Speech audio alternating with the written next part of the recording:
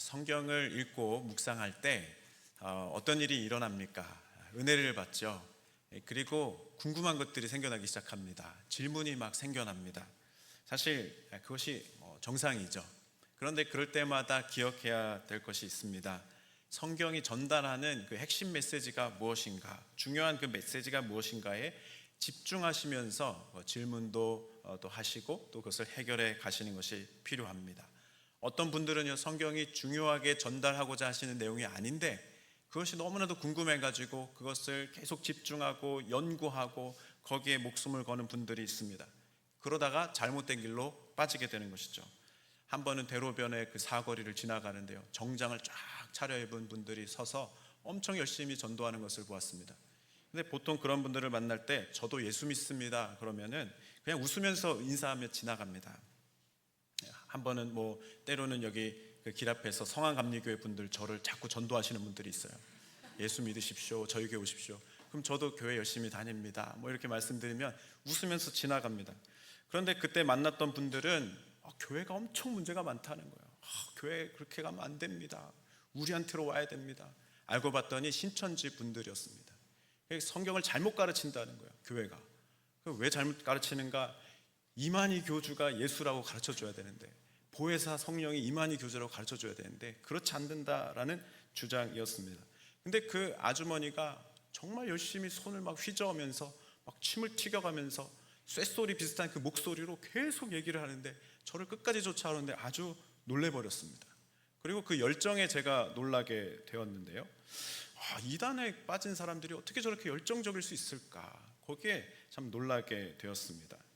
나중에 그 신천지에 빠진 사람들에 대한 다큐멘터리를 보다 보니까 이 교주 이만희가 막 신도들을 막 혼내는 장면이 나오더라고요. 그래서 할당약을 채우지 못했다 그러면서 막 혼을 내고 망신을 주고 하는 모습을 보았습니다. 아마도 그때 그 아주머니도 그런 잘못된 열심과 열정으로 그렇게 저를 쫓아오진 않았을까, 그런 생각을 해보게 되었습니다. 진리의 말씀을 대할 때 하나님께서 정말 우리에게 전해주시고자 하시는 그 핵심을 놓치지 않기를 바랍니다. 그의 아들 예수님을 통해서 허락하시는 사랑과 구원의 은혜가 무엇인지를 우리가 잘 믿고 잘 알아갈 수 있는 우리 모두가 될 수 있기를 바랍니다. 오늘도 우리가 출애굽기 말씀을 대하고 있습니다. 이스라엘 백성들이 유월절을 지내고 출애굽하여서 홍해 바다를 건너가는 그 사건인데요, 이 사건은 구약 성경 전체를 관통하는 정말 놀라운 구원 역사의 원형이 됩니다. 이스라엘 민족의 정체성을 형성해 나아가는 아주 중요한 사건이기도 합니다. 하나님께서 바다를 가르시고 단순하게 그냥 마른 땅을 건너게 하게 하신 그런 사건이 아니라는 것이죠. 그런데 그 의미를 생각하기보다는 사람들은 다른 것에 더 궁금히 여깁니다. 도대체 어느 위치에서 그 이스라엘 백성들이 바다를 건너갔던 것인가, 정말 궁금하게 생각을 합니다. 그 위치가 성경에 나와 있기는 합니다. 14장 2절 말씀에 보면은 이스라엘 자손에게 명령하여 돌이켜 바다와 믹돌 사이에 비하이로답 곧 바알스본 맞은편 바닷가에 장막을 치라, 그렇게 나옵니다. 이 첫째로는 그들이 가나안 땅을 향해서 잘 가고 있었다는 것을 알 수 있습니다. 그리고 돌이켜 돌아왔다는 것을 알게 됩니다. 그들이 돌이켜 돌아와서 어디로 들어가게 됐는데 바다와 믹돌 사이에 비하 히롯이라고 하는 그 지역 앞으로 나아갔다는 것을 알게 됩니다. 믹돌은 국경 수비대가 진을 치고 있는 곳으로 여길 수가 있는데요, 믹돌이라는 그 단어 자체가 탑이라는 말과 연관이 있습니다. 막루라고 하는 말과 연관이 있기 때문인 것이죠. 그래서 밖의 어떤 상황들, 국경의 상황들을 살피던 그런 군사들의 요새 그리고 경비소라고 생각할 수가 있는 것이죠. 그리고 바알스본이라는 말이 나오는데요, 그 도시가 정확히 어디 있는지는 잘 알 수는 없습니다만 그런 그 이집트 본토의 북부 지역의 한 도시로, 그래서 해안가에 붙어 있거나 아니면 좀 더 내륙으로 내려와 있는 그런 도시였던 것으로 추정하고 있습니다. 이 비하히롯이라는 말에는 또 두 가지의 해석이 있는데요, 하나는 이 히브리어적으로 그것을 해석하는 부분입니다. 비하히롯을 히브리어 형태로 분석을 하면은 입구라든지 가장자리를 뜻하는 그런 말하고 연관이 있습니다. 이 피라고 하는 말이 또 운하, 동굴 그런 것과 연관이 있는데요, 히롯하고 합성어로 이렇게 생각을 해보면 어떻게 생각할 수 있냐면 그 성 주변에 해자를 파놓은 그런 지역으로 생각할 수 있습니다. 어떤 수로가 운하가 연결된 그런 지역으로 생각해 볼 수 있는 것이죠. 두 번째로는 이집트어로 기원을 이제 해석하는 그런 부분들이 있는데요. 이 고고학자들은 이 비하이롯을 히브리어로 해석하는 게 아니라 고대 이집트어를 히브리어 음력으로 기록해 놓은 것이다, 그렇게 말을 합니다. 그러면서 여신 신전의 영지를 나타낸 것이다, 그 한 지역을 나타낸 것이라고 말을 하는데요. 그래서 그 국경에 위치해 있었던 군사적, 종교적 하나의 복합적인 시설을 설명한다고 이야기를 합니다. 그러면서 고대 파피루스에 기록되어 있는 그 기록에 근거해서 이 이집트 동부의 한 요새, 그리고 바다에 가까이 인접한 어떤 좁은 지역을 말하기도 하는 것이죠. 결론적으로 종합해 보면은 이 모든 것이, 그러니까 어떤 운하의 어떤 바닷가에 인접한 그 지역에, 좁은 지역에 이 백성들이 들어갔는데 그 정확한 위치를 알아내기라는 참 어렵다라고 하는 것을 생각하게 됩니다. 3,500년이라고 하는 오랜 세월이 지나갔기 때문인 것이죠. 근데 어떤 분은 그렇게 생각할 겁니다.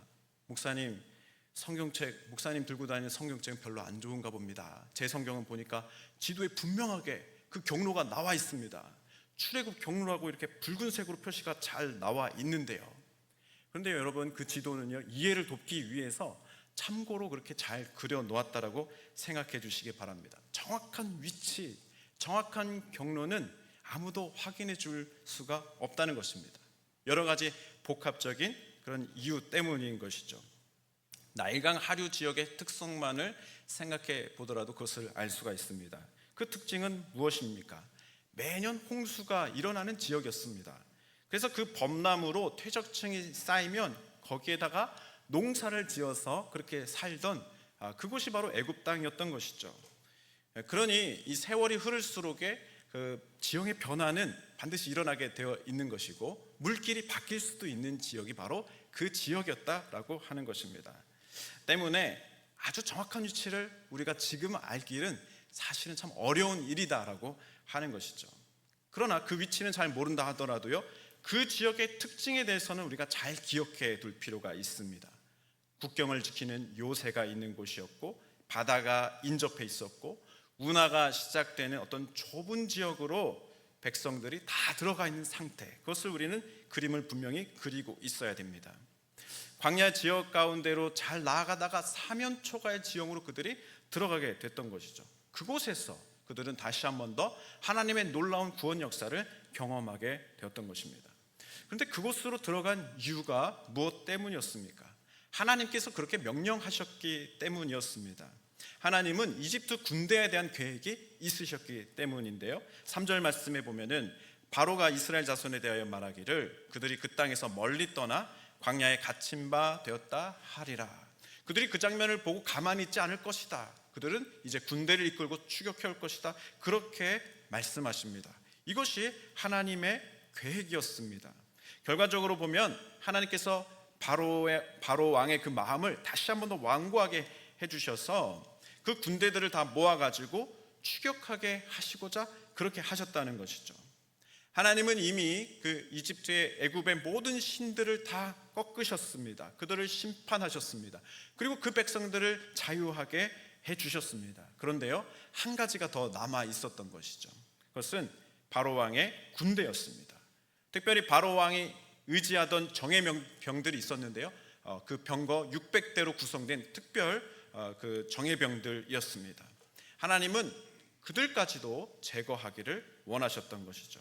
그런데 이런 하나님의 뜻을 잘 모르던 백성들은 크게 당황했습니다. 11절 말씀부터 보면은 심히 두려워하면서 온갖 심한 말들을 쏟아내 놓습니다. 그들이 또 모세에게 이르되 애굽에 매장지가 없어서 당신이 우리를 이끌어내어 이 광야에서 죽게 하느냐? 어찌하여 당신이 우리를 애굽에서 이끌어내어 우리에게 이같이 하느냐? 막 불평의 말들을 쏟아놓습니다. 차라리 애굽 사람을 그냥 섬기는 것이 낫다고 하지 않았느냐, 그렇게 원망을 하기도 합니다. 청년들이 결혼을 준비할 때, 결혼을 준비하던 그 상대자를 이렇게 준비하고 만나게 될 때에 사계절은 지나보고 결혼하라라는 말이 있지 않습니까? 결혼을 더 늦출 수 없다면, 여유가 좀 없다면 적어도 그 사람하고 한 번쯤은 크게 다투어 보고 또 화해도 해보고 그리고 나서 결혼을 하라는 말이 있지 않습니까? 참 지혜로운 말이라고 생각합니다. 적어도 1년 이상은 좀 지내봐야 콩깍지 유효기간이 지나지 않겠는가. 그럼 제대로 그 사람을 보고 또 판단할 수 있겠다라고 하는 것이죠. 부부관계에서 이 갈등 해결 능력을 확인하는 것은 매우 중요한 부분이라고 합니다. 다툼이 발생했을 때 그 사람은 어떤 사람인가? 폭언을 쏟아놓는 사람인가? 아니면 잠수를 타버리는 사람인가? 아니면 논리적으로 접근해서 문제를 하나씩 하나씩 해결하려고 하는 사람인가? 상대방의 가장 날 것의 상태에서 그는 어떤 사람인지를 확인하고 결혼하라는 조언인 것입니다. 결혼을 앞두신 분들 혹은 그런 자녀들을 두신 모든 분들에게 좋은 사람 만날 수 있는 복이 가득하시기를 축복합니다. 아멘. 아멘. 아멘 소리가 작습니다. 이스라엘 민족은 근데요, 이 첫 번째 시험에서 불합격을 지금 당하고 있는 것처럼 보입니다. 아무리 당황하고 두려웠다고 하더라도요, 해서는 안 되는 말이 있는 것이죠. 내가 여기에서 이렇게 죽으려고 나온 줄 아십니까? 우리를 그냥 내버려 두라고 하지 않았습니까? 그냥 애굽 사람을 섬기면서 살겠다고 하지 않았습니까? 이런 말을 쏟아내놓고 있습니다. 물론 인간적인 눈으로 보면 그렇게 반응할 만한 상황임에 틀림없습니다. 사방이 다 막혀 있어요. 도망갈 곳이 아무데도 없습니다. 뒤에서는 애굽의 최고의 군대들이 지금 먼지를 일으키면서 쫓아오고 있는 상황에서 제정신을 가지고 있는 사람이 정상이겠는가 생각할 수 있습니다. 그것이 그들의 한계였고 또한 우리들의 한계이기도 한 것이죠. 하나님의 큰 권능으로 구원을 받았으나 그 은혜에 대한 감격이 오래가지 못하는 것, 그것이 우리의 연약함입니다. 그런데요, 반면에 같은 상황에 있는 모세는 어떻게 반응하고 있습니까? 13절 말씀에 보니까 모세가 백성에게 이르되 너희는 두려워하지 말고 가만히 서서 여호와께서 오늘 너희에게 위하여 행하시는 구원을 보라, 그렇게 말씀하고 있습니다. 모세도 같은 사람입니다. 그런데 어떻게 이런 차이가 발생하게 되었던 것입니까? 모세는 다른 것을 보고 있었기 때문입니다. 이스라엘 백성들은 무엇을 보고 있었습니까? 10절 말씀인데요, 같이 한번 읽어볼까요? 시작. 바로가 가까이 올 때에 이스라엘 자손이 눈을 들어 본즉 애굽 사람들이 자기들 뒤에 이른지라. 이스라엘 자손이 심히 두려워하여 여호와께 부르짖고. 그들이 본 것을 보니까요, 애굽 군대의 말들을 보았습니다. 병거를 보았습니다. 군대의 칼과 창을 보고 있었습니다. 모세는 그들이 보고 있는 것이 지금 잘못됐다는 것을 알고 있었습니다. 그래서 그들의 시선을 바로 잡고자 하고 있습니다. 그러면서 13절의 말씀을 했던 것이죠. 우리 다 같이 13절 말씀을 한 번 더 봉독해 볼까요? 시작. 모세가 백성에게 이르되 너희는 두려워하지 말고 가만히 서서 여호와께서 오늘 너희를 위하여 행하시는 구원을 보라. 너희가 오늘 본 애굽 사람을 영원히 다시 보지 아니하리라. 아멘. 세상이 주는 그 두려움을 물리치려면 무엇을 해야 하는가? 시선이 세상을 바라보는 것이 아니라 여호와 하나님을 바라보아야 한다는 것을 깨닫게 됩니다. 여호와 하나님을 바라보는 그 시선 가운데에서 그 세상의 그 도전과 시험을 상대하게 되면요, 그 위에서 행하시는 하나님의 구원을 확인할 수 있게 된다는 것이죠. 분주한 마음으로는 그것을 잘 보지 못합니다. 그렇기 때문에 분주한 마음부터 먼저 진정을 시켜 나가야 되는 것이죠. 주변 상황의 시선을 빼앗기지 않도록 일단 멈춰 서야 되는 것입니다. 그래서 가만히 서서 잠잠히 하나님을 바라보는 것이 매우 중요한 순서다라고 하는 것이죠. 그 자리에서 14절 말씀을 이렇게 다시 한 번 더 외친 것입니다. 여호와께서 너희를 위하여 싸우시리니 너희는 가만히 있을지니라. 믿음이 있는 사람, 믿음이 없는 사람의 차이는 바로 여기에서 차이가 나는 것입니다. 무엇을 보고 있느냐, 그것이 매우 중요한 부분입니다. 거기에서 믿음의 승리로 나아가느냐, 그렇지 못하느냐가 갈라지게 되는 것이기 때문인 것이죠. 다윗은 매우 두렵고 떨리는 여러 상황들을 만나면서 한 가지 귀한 영적인 원리를 깨닫게 되었습니다. 그것은 승리의 비결인데요, 그것은 하나님을 바라보는 것이 얼마나 중요한가라고 하는 것을 그들은 깨닫게 되었습니다.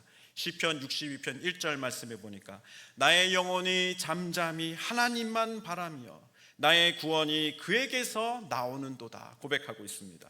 6절에는 확신의 고백으로 하나님 앞에 올려드리는데요, 우리 다 같이 봉독해 볼까요? 시작. 오직 그만이 나의 반석이시요 나의 구원이시요 나의 요새이시니 내가 흔들리지 아니하리로다. 아멘.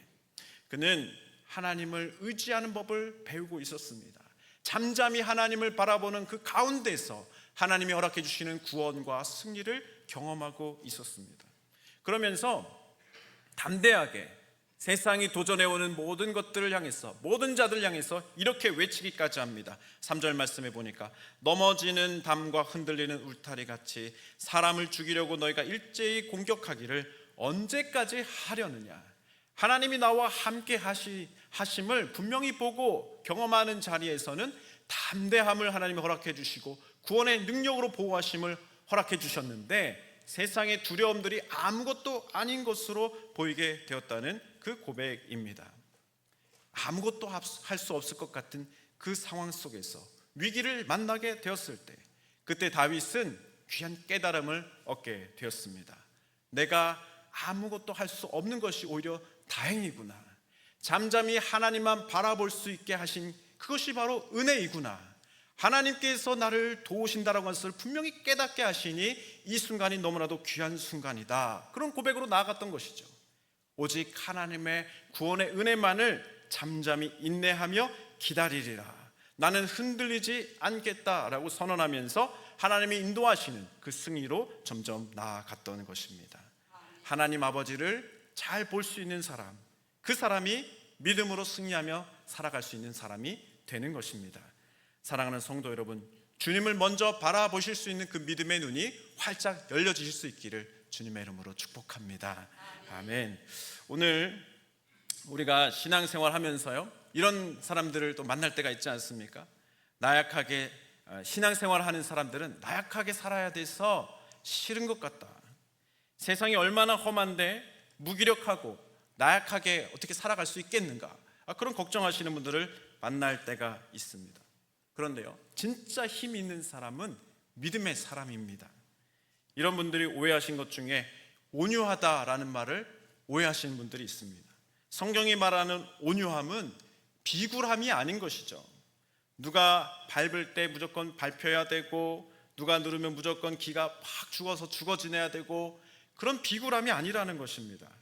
성경이 말하는 온유함은 전투 현장에서 완전 무장을 한 그 기병들이 줄지어서 출발 명령을 기다리는 것과 같은 상태다는 것이죠. 에너지로 충만하고 사기가 충만한 상태에서 지휘관의 명령이 떨어질 때 기다리면서 출동 준비, 출격 준비를 하고 있는 통제 상태라고 하는 것입니다. 마치 그 경주마가 출발대에서 출발 신호를 기다리는 상태와도 같다는 것이죠.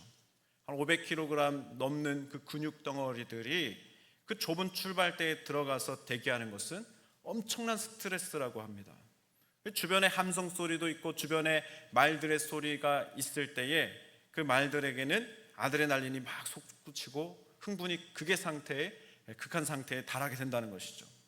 근데 그때 훈련되지 않은 말들은 발버둥 치면서 엉뚱한 곳으로 뛰쳐나간다고 합니다.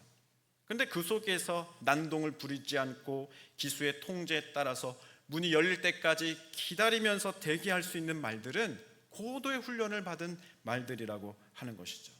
그 중에서도 명마들은 이 출발선에 그냥 쉬고 있지 않는다고 합니다.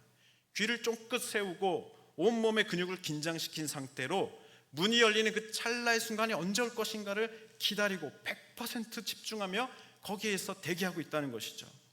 무기력함이나 두려움이 아니라 그 폭발적인 그 에너지를 장전한 상태로 기수의 신호가 떨어질 때까지 기다리면서 달려나갈 준비를 완벽하게 만들어 놓는 모습이 바로 명마의 모습이라고 하는 것입니다. 그러므로 믿음의 사람은 결코 나약하거나 무기력한 사람이라고 말할 수 없습니다. 오히려 하나님의 큰 일을 감당할 수 있는 능력의 사람인 것이죠. 오직 하나님만 바라보고 그분의 명령에 이끄심을 따라서 모든 것을 행하며 나아갈 준비를 마친 사람, 그 사람이 바로 믿음의 사람, 큰 능력의 사람이라고 말할 수 있는 것입니다. 오늘 말씀에서도 너희는 가만히 있으라 라고 하는 그 이 말씀은요, 체념하라는 말씀이 아닙니다. 두려움에 사로잡혀서 인간적으로 발버둥 치던 그 분주함을 내려놓으라는 것입니다. 인간적 방법으로만 살고자 했던 그 모든 것을 멈추라는 것입니다. 그때 비로소 하나님께서 나를 살리시는 그 일하시는 모습들이 눈에 드러나게 되기 때문이라는 것이죠. 모세는 흥분하여서 아무 말이나 쏟아놓고 있는 그 백성들에게 가만히 진정하고 하나님을 바라보라라고 명령했습니다. 왜냐하면 하나님께서 지금 계속 일하고 계시기 때문이었습니다. 하나님은 처음부터 모든 계획을 세워놓고 계셨고 그 섭리에 따라서 그 백성들을 인도하고 계셨습니다. 심지어는 그 백성들이 불평하고 원망의 말을 쏟아놓는 그 순간에도 하나님은 그 백성들을 위해서 부지런하게 일하고 계셨습니다. 그러면서 그들에게 명령을 내리시는 순간을 맞이하게 하셨던 것이죠. 15절에서 16절 말씀에 보면 여호와께서 모세에게 이르시되 너는 어찌하여 내게 부르짖느냐? 이스라엘 자손에게 명령하여 앞으로 나아가게 하고 지팡이를 들고 손을 바다 위로 내밀어 그것이 갈라지게 하라. 이스라엘 자손이 바다 가운데서 마른 땅으로 행하리라 말씀하십니다. 이제 모든 준비가 다 되었으니 지팡이를 들고 바다로 나아가라고 출발 신호를 허락해 주신 것입니다. 이스라엘 자손이 이제 바다 가운데에서 드러난 그 마른 땅으로 나아가게 될 것이라고 말씀하신 것이죠. 그대로 출발했더니, 그대로 순종했더니 21절의 말씀이 이루어졌습니다. 다 같이 봉독해 볼까요? 출애굽기 14장 21절입니다. 시작. 모세가 바다 위로 손을 내밀매 여호와께서 큰 동풍이 밤새도록 바닷물을 물러가게 하시니 물이 갈라져 바다가 마른 땅이 된지라. 아멘. 이제 말씀을 정리하겠습니다. 하나님께서 이스라엘 백성을 사면 초가의 그 바다 앞으로 이끄신 이유는 애굽에 매장지가 없어서가 아니었습니다. 그들을 거기에서 그냥 죽게 만들기 위함이 아니었습니다. 그들의 마지막 남은 두려움을 제거하시기 위함이었습니다. 완전한 자유함으로 그들을 이끌어 가시기 위함이었다라고 하는 것이죠. 때때로 하나님은 우리를 벼랑 끝으로 내모시는 경우가 있습니다. 앞뒤가 꽉 막혀 있는 그런 홍해 바다가 있음에도 불구하고 그곳으로 몰아가실 때가 있습니다. 그럴 때 우리는 기억해야 됩니다. 지금이 하나님을 바라봐야 할 때이구나. 지금이 하나님의 놀라운 큰 구원의 역사가 일어나게 될 순간이구나. 사랑하는 성도 여러분, 오늘 우리 앞에 도저히 건널 수 없을 것 같이 보이는 홍해의 바다는 무엇입니까? 뒤에서 어떤 두려움에 애굽 군대가 우리를 쫓아오고 있습니까? 분주함을 멈추시기 바랍니다. 불평과 원망의 말을 내려놓으시기를 바랍니다. 믿음의 경주마처럼 귀를 쫑긋 세우고 왕 대신 우리 주님의 그 음성에 집중하시기 바랍니다. 잠잠히 하나님 앞으로 우리의 시선을 고정하시기 바랍니다. 하나님의 놀라우신 능력과 구원의 역사가 우리의 삶 가운데 펼쳐지게 될 줄로 믿습니다. 그 은혜가 충만하시기를 주님의 이름으로 축복합니다. 아멘.